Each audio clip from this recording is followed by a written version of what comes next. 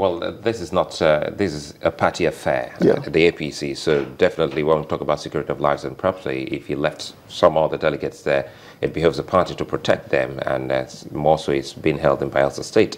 But if you just told us that he stopped the process, Yeah. it then means that it was inconclusive. So when you said in your opening, sequence that there was an election, primaries were held, but now you just said the process was stopped. Yeah. So it was truncated. I had not quite landed when I said the process was stopped. He now went in after stopping the process. It was after that they had this series of meetings. After the series of meetings, then he had the issue where people came in and were demanding that the elections must go on.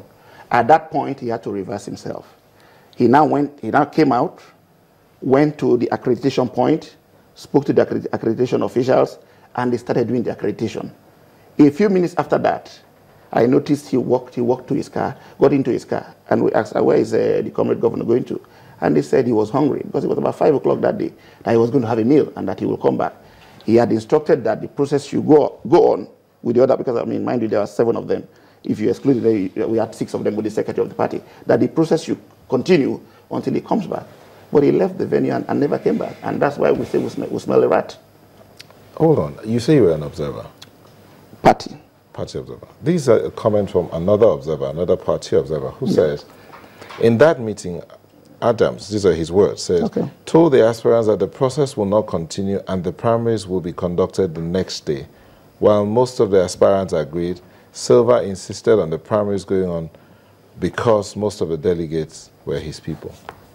Is that true? Well, no, that's not entirely correct, because, I mean, there's no way Chief Timmy Silva would have known that all the delegates were his people. The delegates didn't turn up in T-shirts with Timmy Silva's name inscribed on the T-shirt. So, quite frankly, you would not have known who delegate was working for who. What's the total number of delegates? 1,508. 1,508. Yes, about that. So, what was his accreditation number? No. We're not talking about accreditation number. We're trying to look at the accredited number of those delegates who voted for 800, about 800, over 800, maybe about 807, were all the accredited delegates. But the number of votes that Silva got from there was 726, about that figure. So what happened to the others? The other number? Yes.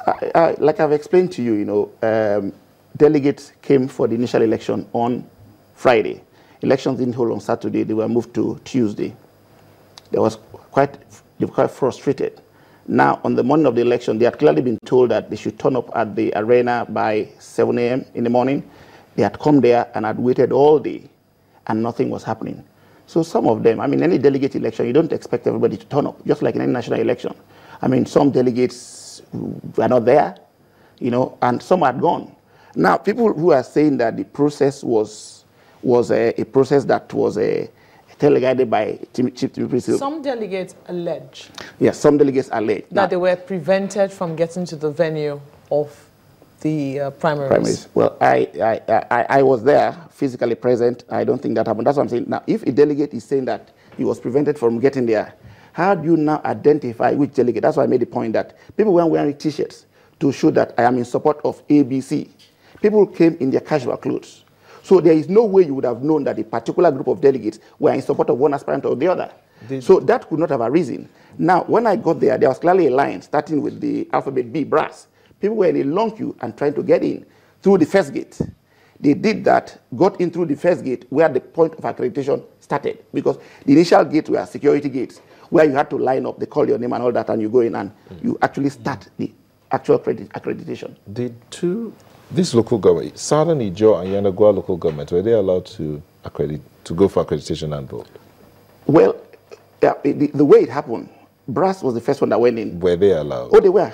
Oh, they were definitely. Southern Ijaw and Yanagwa. Definitely. Everybody did the accreditation after Oshomole after the community governor had gone to inspect the materials before he left. That was at about 4 or 5 o'clock. So you're saying the community governor left on his own volition? Oh, definitely. Not because he left, not because he didn't want the elections to run, he was being threatened. No, he was. So the statements he made to our reporter was wrong, where he said he was under threat. No, he wasn't under threat, quite frankly, because the point I'm making is that if the community governor was under threat and the 6 other members of the committee were under threat, when he left, as a human being, human instinct. Why did he not call for reinforcement to try and get the other people who are in there to get them out? Well, you just told us, I'm trying to recollect what you said. Yeah. And you just told us a moment ago that when he stopped the process, yeah, a lot of people came and they were all insisted that the elections must go on. Who were these people? They were delegates of the party.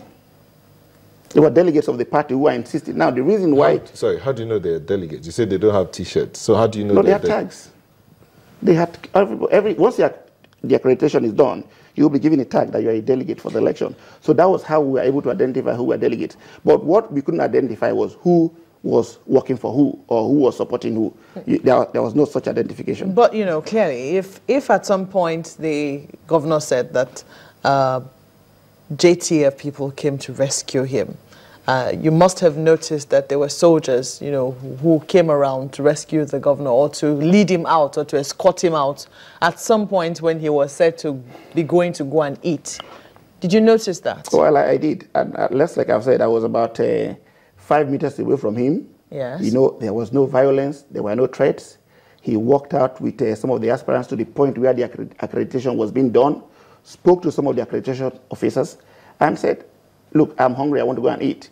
I mean, considering he had been there all day. He did not. You heard him say that? Because you said you were told that the Communist governor went to go and eat because he had been hungry. No.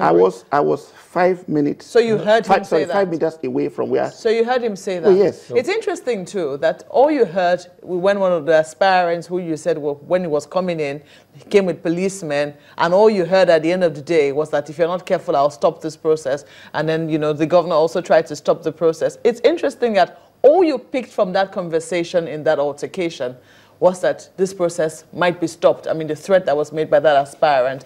Did you heard nothing more aside that particular line? Well, the thing about it is that you have to look at the sequence of events. You know, the sequence of events from the initial date that the election was to hold. When you follow that with what happened on election day, one is tempted to conclude that there must have been some kind of hidden agenda. Because if the comrade governor, who was the head of this committee, who had clearly given an instruction that the exercise should start at 8 a.m., does not turn up until after midday, then that leaves much time. It's interesting that you also say, just a moment, Sulaiman, it's also interesting that you say that when he came in as at 12 o'clock, he held meetings till about 2, for about 2 hours. So what transpired between the hours of 2 and 5 when he eventually left? Well, what transpired between the hours of 2 and 5, after he held those meetings, he sat on the podium and he was doing some kind of consultation because he was talking to different persons. He got on his phone. I was making phone calls. You know, so he was making phone calls. He made phone calls. Definitely made phone calls. Now, after that, I were made to understand that he was calling security personnel. I felt that he was under threat and all that, and he wanted to be taken away from that. That was the information that we gathered, but I can't verify that. But that's what we are told. But you heard him say he was hungry and he was going to eat. No, because I was, you know, when you move out, it's an arena. As people move out, you see people start gravitating towards a direction. Now, I was at the gate. I was at the gate when he walked out and walked up towards the, towards the accreditation table. Now, I didn't go up to that point. I was at the gate. His car was parked right in front of the gate. When he walked back, we were by the gate. Honestly, we thought that he was coming to go back into the arena. But when he came in, he spoke to, I'm not quite sure he spoke, but he said he was hungry. So for 3 hours, all he did was making phone calls and doing consultations? Well, not exactly 3 hours, because like I said, you know, you had the delegates who were agitated, delegates who were frustrated, who wanted elections to go on, who came and were chanting that we want these elections to go on. So he had to manage the whole of that process. What I don't get here, what bits me, perhaps you can clear the air here. Yeah. First, you said he came afternoon. He came afternoon, late. that's right. And then again, you said he's been there all day. That made him so hungry that he left. So I don't get it. If he's been there all day, in your own words, and he came afternoon, then how do we put that together? That he came late, then again he came all day and he was hungry. And if he came afternoon and he had meetings for 2 hours, meaning actual work hasn't started, and we still have not been able to, know what it was from, let's say, 2 o'clock till about 5 o'clock before he left the venue. So what went down if the meeting was probably, as you said, for 2 hours between the hours of noon and 2. Well, if like I said, the corporate governor arrived at because we're really out of time. What we're trying to get here is that was there a point in time where that venue was invaded by people other than the delegates? I can categorically tell you that that did not happen. That the grounds were never invaded by people who were not delegates. Now, people keep saying that the elections were not held in the way a manner should be held. Now, if you want to, take a process like this, if you look at the figures, I don't know whether you've seen the figures, the pattern of the voting. Now, if you are going to hijack delegates who are not delegates, maybe talks, get talks involved. The question you might ask, which is a rhetoric question, why didn't he get the 1,508 delegates? There were only 807 delegates that were accredited, not 1,508, so which was the required number. So if you had that capacity to do that. Now on this, who, if you said truly the process wasn't truncated. No, it wasn't. Who won on that day? Chief Timothy Silva won the elections on that day. And if your party is calling for a fresh one, what would you be saying? Well, I'll be saying to the party that what the party should be doing at this point should be to reconcile the different factions, because frankly speaking, we really have no time to do. Are you afraid of having a fresh primary if your candidate actually won with that number of figure? Do you think that there should be any kind of fear from your quarter?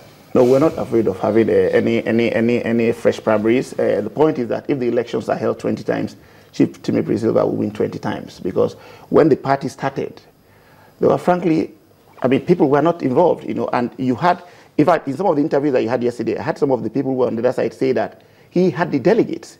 So the delegates and the ESCOs were formed even before they came in.